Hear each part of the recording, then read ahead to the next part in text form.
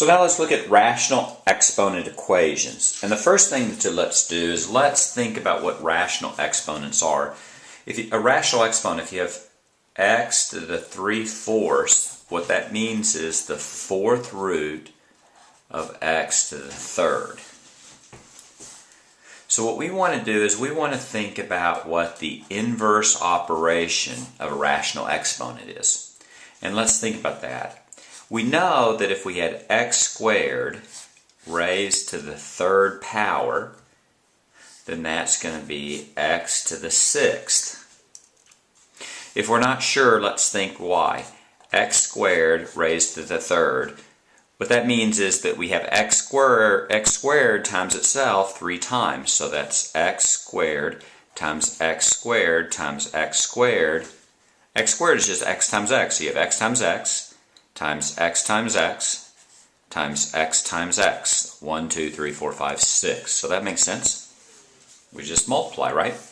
So if we have x to the 3/4, the question is what do we do to x to the 3/4 to get back to what we started with, which was x? And it turns out it's the reciprocal. So if we take x to the 3/4 raised to the power of 4/3, we multiply these two numbers together. And 3/4 times 5/3 is 12/12, or x to the 1, or simply x. So let's look at just an example or two. If you had 7 to the 3/5, the inverse of that would be raising to the power of 5/3. And that would be 7 to the 15/15, or just 7. If you had y plus 6 to the 5/2, you would raise the whole thing to the 2/5. You get y plus 6 raised to the 10/10, which is just 1, so you get y plus 6. So let's look at a problem here that we're going to do. Let's look at an example. Let's look at 3x plus 4. And let's look at 2/3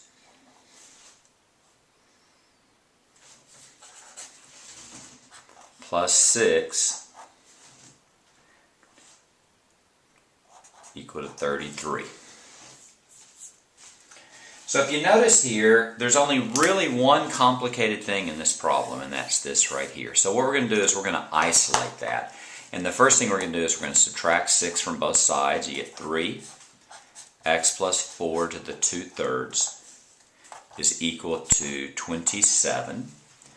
And then you're going to divide by 3 and divide by 3. And you get x plus 4 to the 2/3 is equal to 9.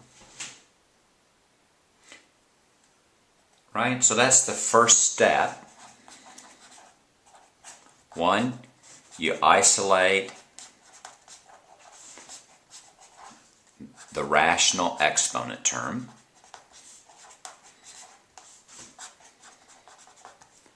And then 2, you're going to raise it to the reciprocal.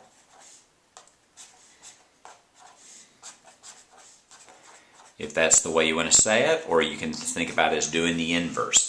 So the inverse of raising to the power of 2/3 is raising it to the power of 3/2. But if you're going to raise one side to 3/2, you're going to have to raise the other side to 3/2. You can see why we do this. If you raise x plus 4 to the 2/3 and to the 3/2, you multiply these two together and you get 6/6, which is 1, which is just x plus 4. So you get x plus 4 is equal to 3/2. Now sometimes this you'll be able to need to do on a calculator, but in this case 9/3/2, 9 raised to 3/2 is pretty straightforward. Remember, the denominator is the root, so that's the square root of 9 raised to the power of 3. Remember, denominator is the root, the numerator is the power. So the square root of 9 is 3, and 3 to the 3rd is 27. So you have x plus 4 is equal to 27. You subtract 4 from both sides, and you get x is equal to 23.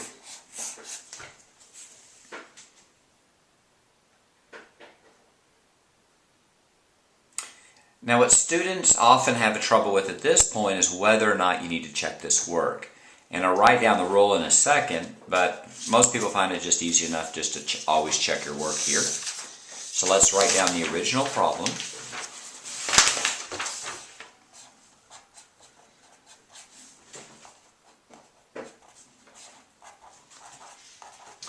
And let's check x is equal to 23. So that's 3, 23 plus 4 to the 2/3 plus 6 is 33. 23 plus 4 is 27. So that's 3 times 27 to the 2/3 plus 6 is 33. You can do this in your calculator, 27 to the 2/3, or we can do this in our heads. That's the denominator's the root, so that's the 3rd root of 27 raised to the power of 2, right? Numerator is power, 2. Denominator's root, 3. The cube root of 27 is 3, and 3 squared is 9. So you have 3 times 9 plus 6 is 33, and I think I can do the rest in my head. 3 times 9 is 27. 27 plus 6, in fact, is 33. So yes, x equals 23 is your answer.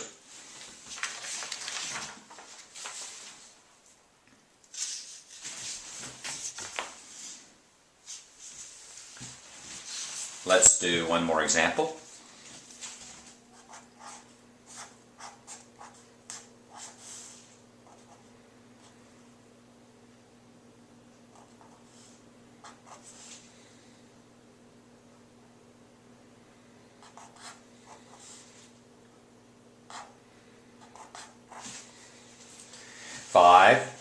X minus 1 raised to the 2/3 plus 7 equals 17. It's very important to remember you cannot distribute the 5, right? Anytime you have a power over parentheses, you can't distribute across it. So what I'm going to do first thing is I'm going to take the term which has the rational exponent and isolate it. So I'm going to subtract 7 from both sides, and I get 5. X minus 1 to the 2/3 is equal to 10. I'm going to divide by 5, and I get x minus 1 to the 2/3 is equal to 2. Now I have to think about what is the opposite of raising to a power of 2/3, or what's the inverse, and that's going to be raising to the power of 3/2. But that means I have to do that to both sides. The 2/3 and the 3/2 cancel, so that's x minus 1 is equal to 2 to the 3/2. And now I'm going to add 1 to both sides, and I get x is equal to 1 plus 2 to the 3/2. Now let's think 2, 3/2. The square root of 2, I could try to simplify that to the square root of 2/3. That doesn't get me anywhere. So what about 2, 3 square root? That's the square root of 8. So my answer is 1 plus the square root of 8. And I can actually simplify the square root of 8. That's going to be the square root of 4 and the square root of 2. So my answer is 1 plus 2 square root of 2.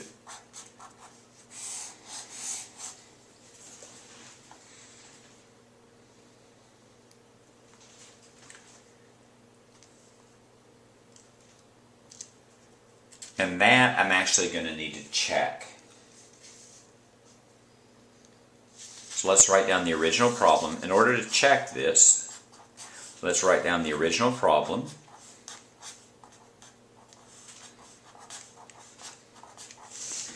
And it's kind of strange enough. It's actually going to be easier to check before I simplify it. So rather than using 1 plus 2 root 2, I'm actually going to use 1 plus 8. Now when I plug this in, it's going to be easier than it looks. That's going to be 1 plus root 8, right? That's x, minus 1 to the 2/3 plus 7 is equal to 17. Let's do what's inside the parentheses first. Remember our PEMDAS rules, right? Everybody remember PEMDAS? Parentheses, exponent, multiply, divide, add, and subtract. So that's 1 minus 1 is 0, so that's 5 square root of 8 to the 2/3 plus 7 is equal to 17. So let's look at this. Let's look at the square root of 8 raised to the 2/3. The square, remember that this 2 is a power, so a square root and a square cancel each other out. If you can't see that very well, then do it like this. 8 to the 1/2 raised to the 2/3. You multiply these two together, and 1/2 times 2/3 is 2 over 6. 2 over 6 is 1/3. So it's 8 to the 1/3, and that's simply 2. So you have 5 times 2 plus 7 is equal to 17. I think I can do the rest of my head. 5 times 2 is 10. 10 plus 7 is equal to 17. And in fact, your answer is x is equal to 1 plus the square root of 8, or if you want to write it in a simplified form, x is equal to 1 plus 2 root 2.